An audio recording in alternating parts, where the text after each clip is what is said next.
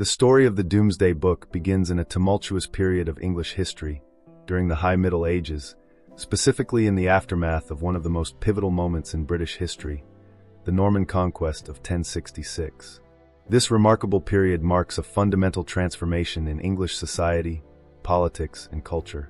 In 1066, William, Duke of Normandy, crossed the English Channel with his army and defeated the Anglo-Saxon king, Harold Godwin's at the Battle of Hastings. This victory marked the beginning of Norman rule in England, fundamentally altering the course of English history. The Norman Conquest wasn't merely a change in leadership. It represented a complete overhaul of English society, introducing new feudal structures, architectural styles, and administrative systems. The England of this period was a land in transition. The Anglo-Saxon aristocracy was largely replaced by Norman nobles, who were granted extensive lands and powers by William the Conqueror. These Norman lords brought with them their own customs, language, and methods of governance, gradually transforming England into a hybrid Anglo-Norman kingdom. The geographical scope of William's realm was impressive. His territories included both the Kingdom of England and his ancestral Duchy of Normandy, creating a cross-channel empire that would influence European politics for generations to come. England itself was divided into shires, which were further subdivided into hundreds and manors, creating an intricate administrative network that would prove crucial for the compilation of the Domesday Book. During this period, two major powers dominated the political landscape: the Kingdom of England and the Duchy of Normandy. Though both were ruled by William, they remained distinct entities with their own laws and customs. The Norman rulers had to balance their interests on both sides of the Channel, leading to a complex political situation that required careful management and detailed record-keeping. This was also a time of significant cultural exchange. The Norman French language became the tongue of the ruling class, while Latin was used for administrative purposes. The native Anglo-Saxon population continued to speak Old English, creating a multilingual society that would eventually give birth to Middle English.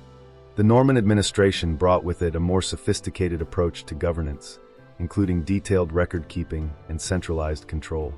This administrative sophistication would reach its peak with the creation of the Domesday Book, 20 years after the initial conquest.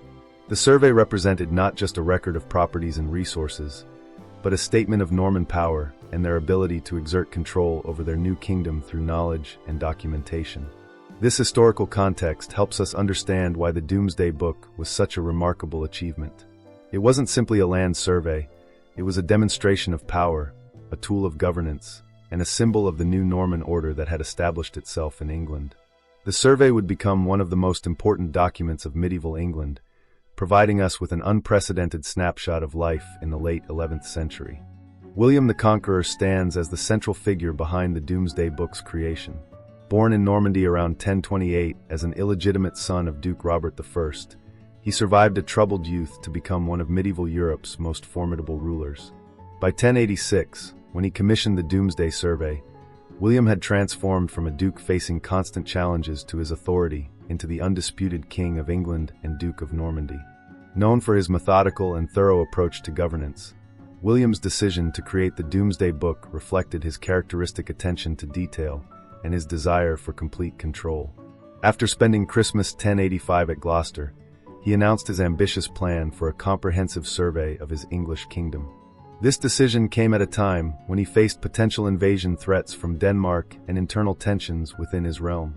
The royal commissioners, who served as William's eyes and ears throughout the kingdom, were carefully selected for their loyalty and competence.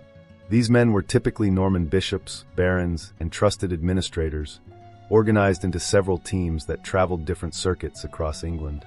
Among the most notable commissioners were Bishop Remigius of Lincoln, William of St. Calais, Bishop of Durham, and Robert, Count of Mortain, William's half-brother.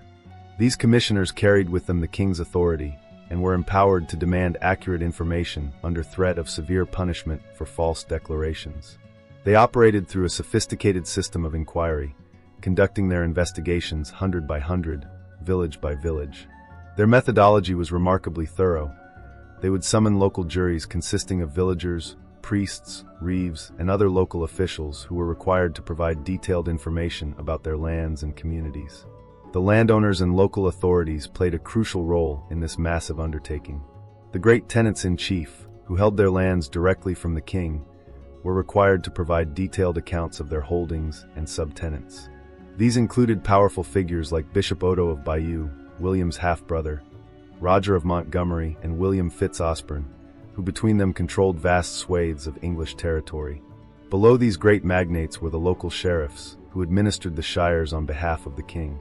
They were responsible for gathering preliminary information and ensuring the cooperation of local officials and inhabitants.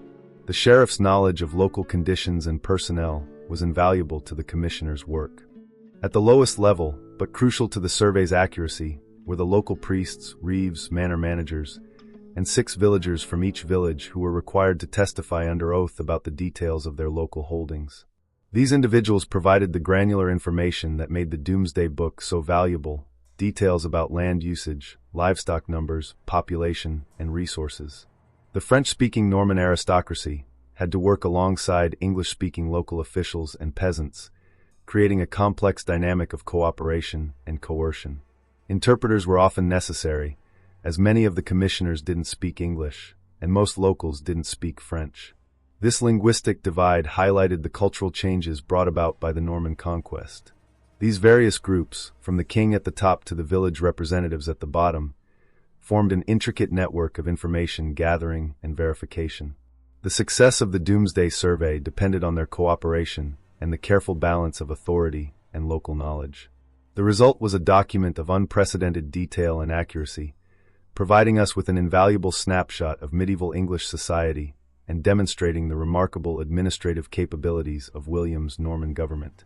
The participation of these diverse groups in the Domesday survey also served to reinforce the new Norman power structure.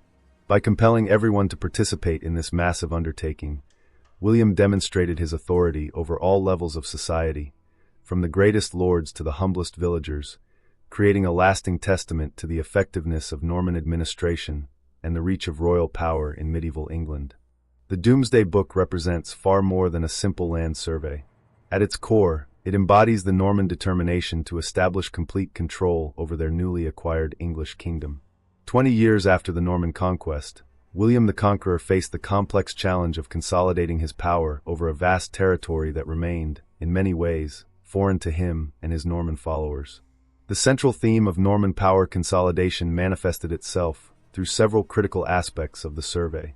First and foremost was the unprecedented scope of information gathering. Never before had a European monarch attempted such a comprehensive documentation of their realm's resources.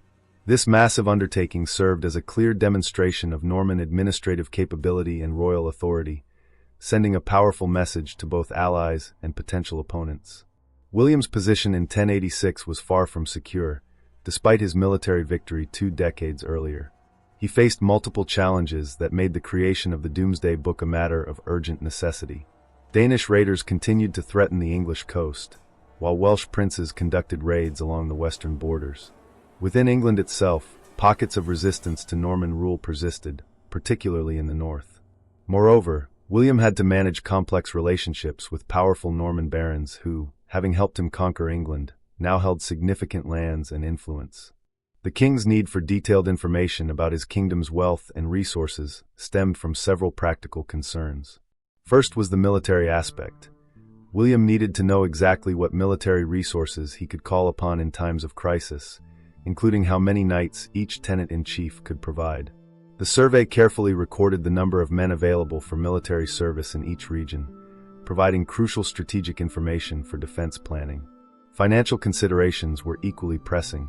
The Norman administration required substantial resources to maintain its control over England. The Domesday survey provided precise information about tax liabilities, helping William maximize his revenue collection. It documented who owned what it was worth, and what taxes were owed, creating an early form of national tax database that would prove invaluable for royal administration. The survey also served to resolve property disputes that had arisen in the wake of the Norman conquest. Many Anglo-Saxon estates had been confiscated and redistributed to Norman nobles, leading to numerous conflicts over land ownership and boundaries. The Domesday Book's detailed records provided a definitive reference point for settling such disputes, strengthening legal clarity and Norman authority simultaneously. Perhaps most significantly, the Domesday survey served as a powerful psychological tool. The very act of recording every detail of the kingdom's resources demonstrated the reach and thoroughness of Norman power. No person, no piece of land, no resource was too insignificant to escape the king's attention. This comprehensive documentation created a sense of omniscience that enhanced royal authority and deterred potential resistance. The name Domesday itself reflects the survey's authority and finality. Just as the Last Judgment described in the Christian Bible was considered final and incontestable, so too were the survey's findings. The Anglo-Saxon Chronicle reported that not a single hide, not 1 yard of land, not even an ox, cow, or pig was left unrecorded. This thoroughness made the Domesday Book the final authority on property matters, its judgments as binding as divine decree. The creation of the Domesday Book also marked a significant shift in governance methods. It represented a move away from the more personal, relationship-based rule of Anglo-Saxon kings toward the more bureaucratic, document-based administration favored by the Normans. This transformation would have lasting implications for English governmental development, setting patterns that would influence administrative practices for centuries to come. William's urgent need for information reflected the precarious nature of Norman rule in its early decades. Despite their military victory, the Normans remained a minority ruling elite, governing a potentially hostile population. The Domesday Book provided them with the detailed knowledge necessary to maintain effective control, manage resources efficiently, and respond quickly to threats. It stands as perhaps the most impressive example of how information gathering and documentation could serve as tools of power consolidation in medieval governance. The daily work of the royal commissioners during the Domesday Survey offers a fascinating glimpse into medieval life. These officials would arrive in a town or village with great ceremony, their presence announcing the king's authority. Their arrival would throw local communities into a flurry of activity, as everyone from the highest lord to the humblest peasant prepared to provide the required information. The commissioners' routine was highly structured. They would typically establish themselves in the local 100 court, a traditional meeting place for the community. From there, they would summon representatives from each manor and village within their assigned circuit. Their work would begin early in the morning and continue until dusk, with scribes meticulously recording every detail in Latin on parchment. The interaction between commissioners and locals created a unique dynamic. The language barrier was often the first challenge, Norman French-speaking officials attempting to communicate with English-speaking locals. Interpreters, usually local priests or bilingual officials, played a crucial role in these exchanges. The commissioners would read out a standardized list of questions, known as the Inquisitio, covering everything from land ownership to livestock numbers. Local life would effectively come to a standstill during these inquiries. Small groups of villagers, typically including the village reeve, the priest, and 6 senior peasants, would be sworn to tell the truth under oath. They faced a difficult position. Understating their resources might leave them unable to pay their dues, while overstating them could lead to increased taxation. The pressure was intense, as providing false information was considered a serious crime against the king. The social structure revealed by the Domesday Survey showcases the dramatic transformation of English society after the Norman Conquest. At the top stood the king, followed by the great tenants-in-chief, mostly Norman barons and bishops who held land directly from the crown.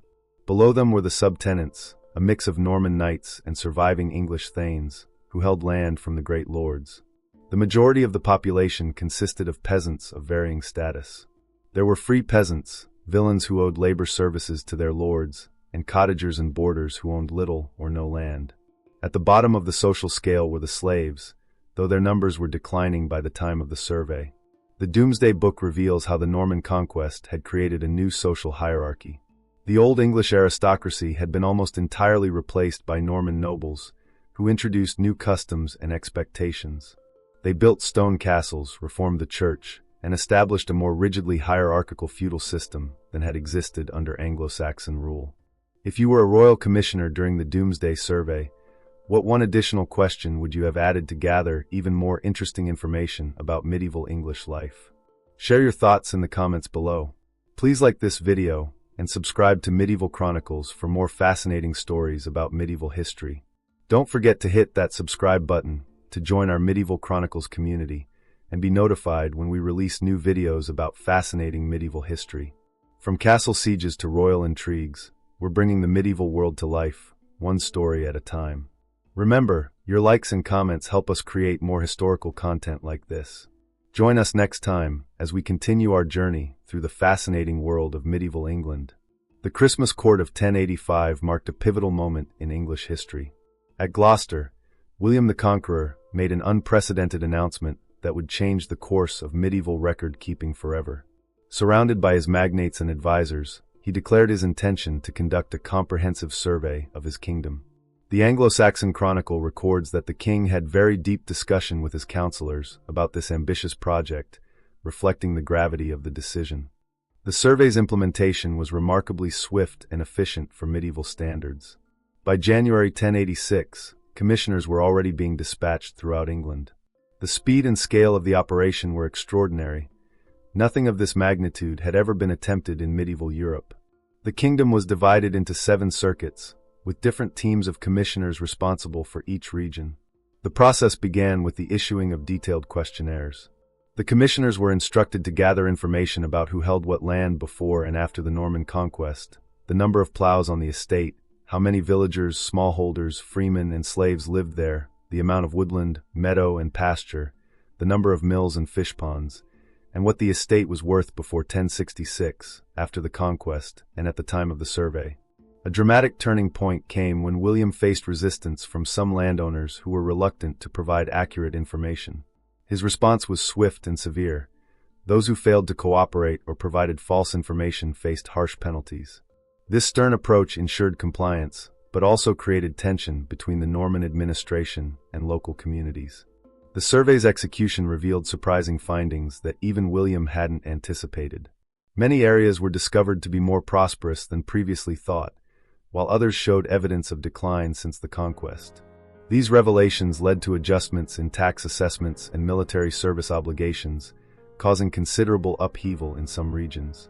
The compilation phase began in late 1086, bringing together the vast amount of collected data. Teams of scribes working at Winchester, the administrative capital, faced the monumental task of organizing and transcribing the information into what would become the Great Domesday and Little Domesday Books. The work was meticulously done, with careful attention to detail and accuracy. A significant challenge emerged during the compilation process: how to standardize information collected by different teams using varying methods. The solution was to create a uniform format that would make the information accessible and comparable across different regions. This standardization was a remarkable achievement for its time and set a precedent for future administrative documents. The final compilation took shape in 2 distinct volumes. Great Domesday covered most of England in abbreviated form, while Little Domesday contained more detailed information about Essex, Norfolk, and Suffolk. The reason for this division remains a subject of historical debate, but it likely resulted from the survey's rushed completion, possibly due to William's declining health. The document's completion in 1087 coincided with dramatic events. William, who had crossed to Normandy to deal with French aggression, was fatally injured during the siege of Mantes. He never saw the finished Domesday Book, dying before its completion. This timing adds a poignant dimension to what would become his greatest administrative achievement. The name Domesday itself emerged later, reflecting the book's status as a final authority. Richard Fitz-Nigel, writing in the 12th century, explained that the book was called Domesday because its decisions, like those of the Last Judgment, were unalterable. This name stuck, emphasizing the document's unprecedented legal and administrative importance. The Domesday Book's creation was not just a bureaucratic exercise, but a series of dramatic events that transformed English society. It marked the culmination of the Norman Conquest's administrative phase, creating a record that would serve as the foundation of English administration for centuries to come. The survey's scope, speed of execution, and level of detail were unmatched in medieval Europe, making it one of the most remarkable achievements of medieval governance.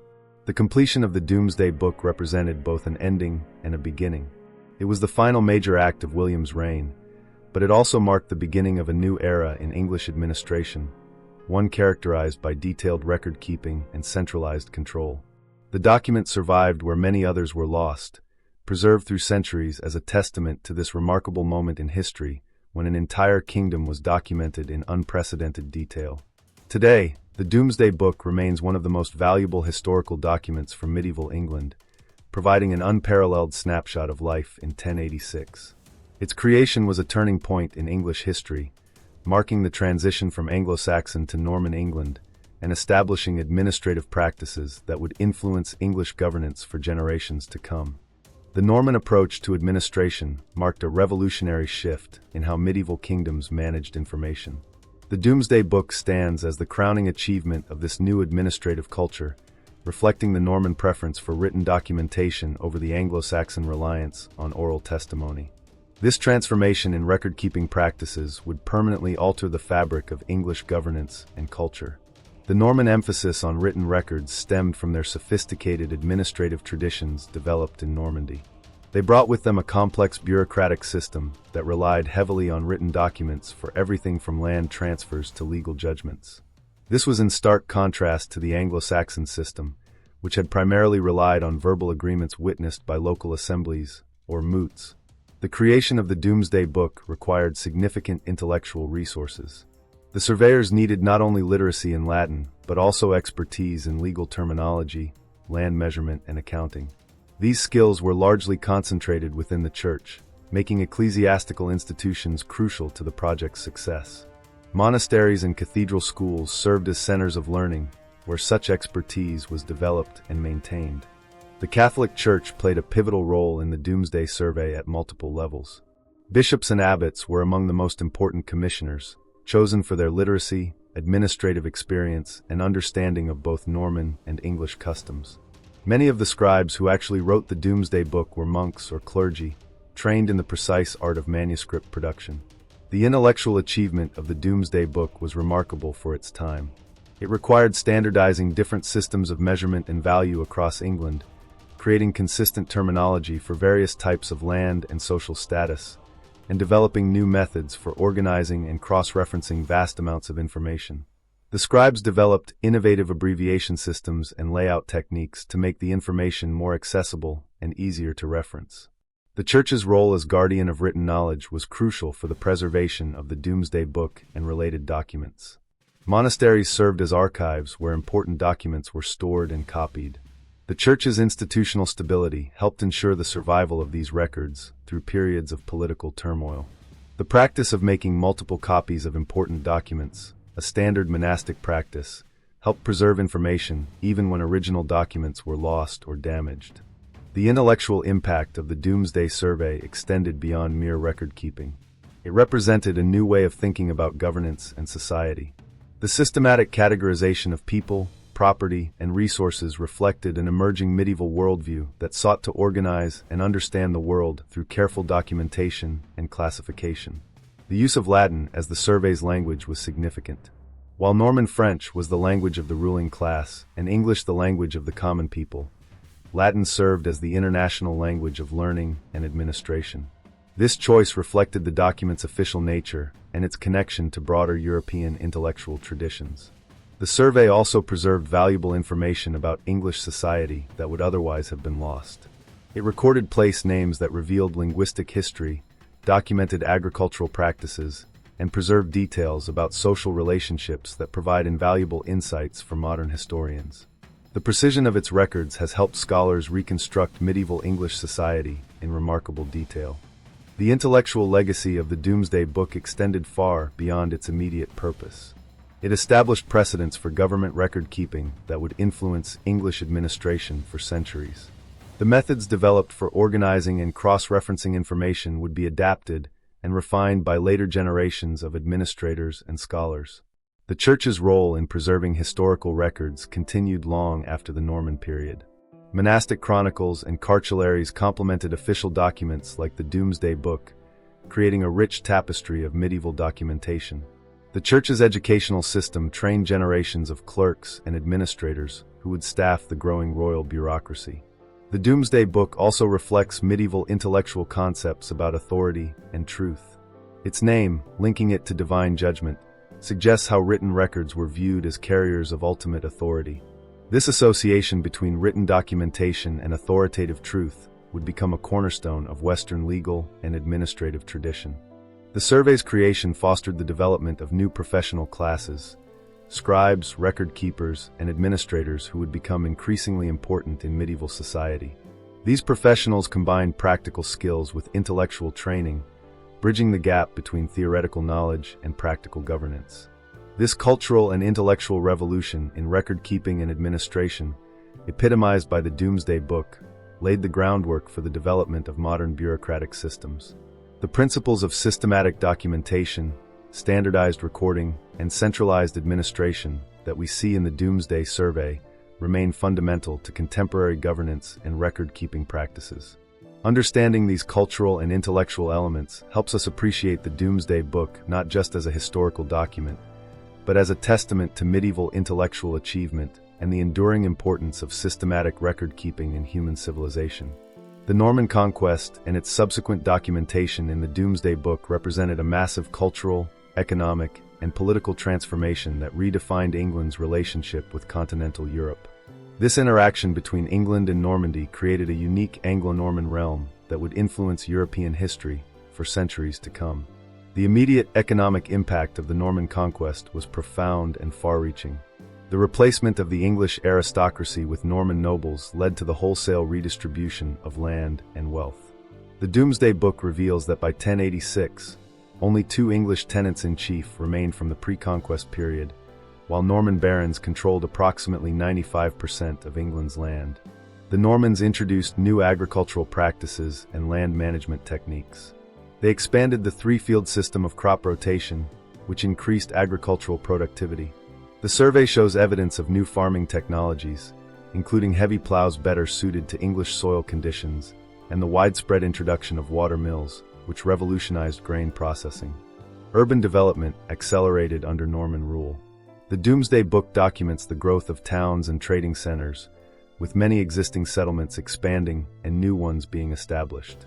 The Normans introduced the concept of planned towns, with regular street layouts and designated market areas, which transformed the English urban landscape.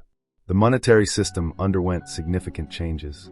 While England already had a sophisticated coinage system, the Normans standardized it further and introduced new administrative controls. The Domesday Book's detailed recording of monetary values helped establish a more uniform system of assessment and taxation. The relationship between England and Normandy during this period was uniquely close. William the Conqueror ruled both territories as separate but interconnected realms, creating what historians call the Anglo-Norman Empire. This dual rulership presented both opportunities and challenges. Economic ties between the two regions strengthened significantly. The Domesday Book shows evidence of increased cross-channel trade, with new markets developing and trading networks expanding. Norman merchants established themselves in English ports, while English wool began flowing to Norman textile centers. The movement of people between the two regions was substantial. Norman nobles often held lands on both sides of the channel, creating a cross-channel aristocracy that needed to maintain interests in both realms. This led to the development of sophisticated systems for managing distant estates, as documented in the Domesday Survey. Military considerations heavily influenced the relationship. The need to defend both territories led to the construction of numerous castles, which the Domesday Book meticulously records. These fortifications served both military and administrative purposes, becoming centers of Norman power and influence. The cultural impact of these interactions was profound. The Norman French language became dominant in government and high society, while Latin remained the language of administration and record-keeping, as evidenced by the Domesday Book itself.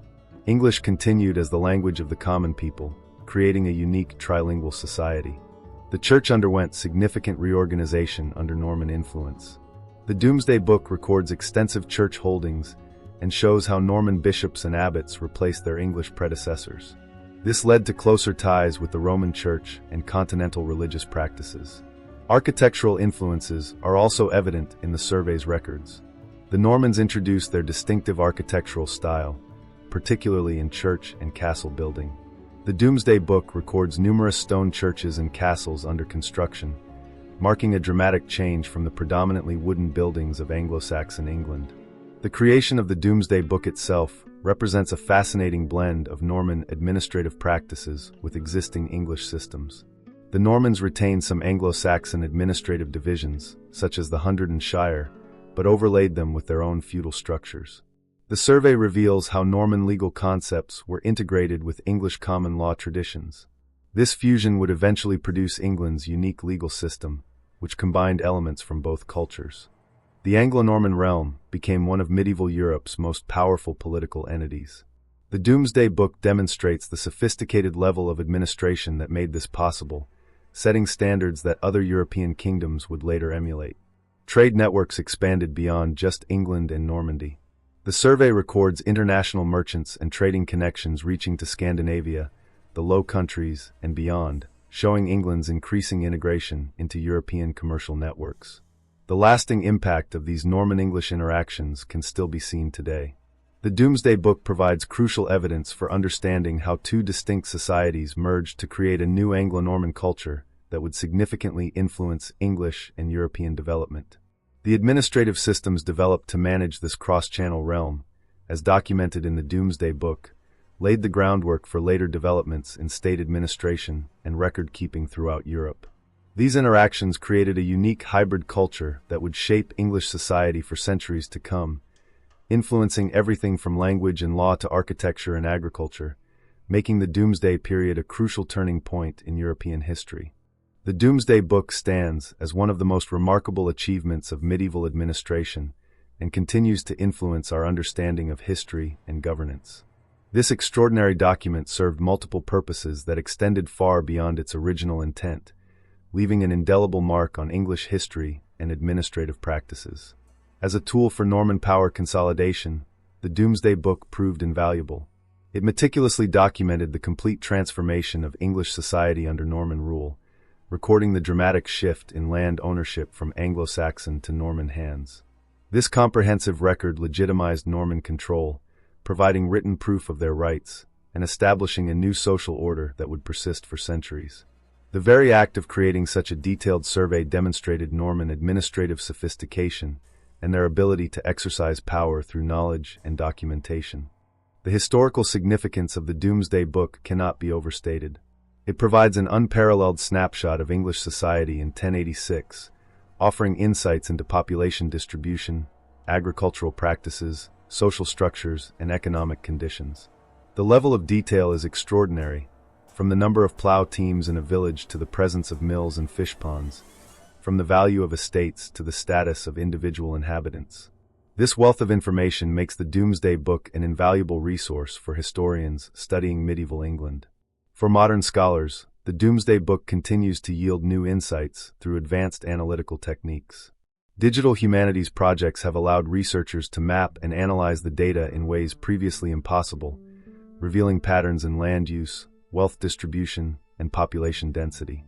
These studies have enhanced our understanding of medieval English society and economy, making the Domesday Book as relevant to modern historical research as it was to Norman administration. The document's influence on administrative practices has been profound and long-lasting. It established precedents for systematic record-keeping and centralized administration that would influence English governance for centuries. The principles of detailed documentation and standardized reporting that the Domesday Book exemplified became fundamental to modern bureaucratic practices. Even today, government surveys and censuses follow patterns that echo the thoroughness and methodology of the Domesday Survey. In terms of fiscal administration, the Domesday Book's legacy is particularly significant. It established the principle of comprehensive property registration for taxation purposes, a concept that remains fundamental to modern tax systems. The book's meticulous recording of property values and resources created a model for systematic assessment that influences property taxation to this day. The Domesday Book also holds important lessons for contemporary governance. Its creation demonstrated how detailed information gathering could serve as a tool of effective administration and policymaking. In our modern era of big data and digital record-keeping, the Domesday Book's example of comprehensive data collection and organizational efficiency remains remarkably relevant. Perhaps most significantly, the Domesday Book stands as a testament to the power of documentation in establishing and maintaining authority. It shows how administrative tools can be as effective as military might in consolidating control and managing a complex society. This lesson remains pertinent in our modern world, where information and its management continue to be crucial elements of governance. The Domesday Book's endurance as a historical source and symbol of administrative excellence speaks to its exceptional nature. It has survived centuries of political upheaval and social change, remaining a valuable resource for understanding both medieval England and the principles of effective governance. Its creation marked a pivotal moment in English history, when the systematic documentation of an entire kingdom's resources became possible and proved immensely valuable for administration and historical record. Don't forget to like this video and subscribe to Medieval Chronicles for more fascinating insights into medieval history. Share your thoughts in the comments below about how the Domesday Book's influence continues to resonate in modern times. Join our community of history enthusiasts and be the first to receive notifications about our new videos exploring the incredible stories of medieval England. Hit that subscribe button now to embark on more historical journeys through time.